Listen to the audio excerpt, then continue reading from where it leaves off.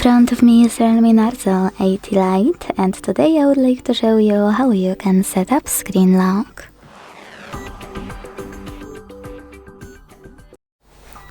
Begin by opening Settings and scrolling to hit Security and Privacy.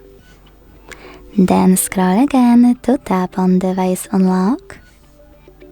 Hit Screen Lock and pick one of those login methods: pattern, PIN or password. After tapping on the best one, wait 5 seconds and choose Next.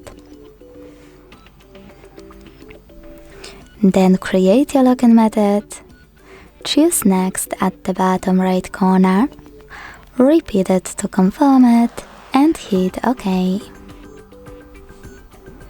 Now you need to answer this question by choosing one of those options. How do you want your lock screen to show your notifications?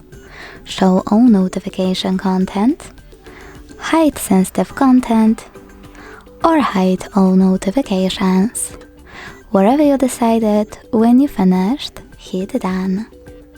So now, when I switch off my screen and turn it back on, I can see that pattern is required.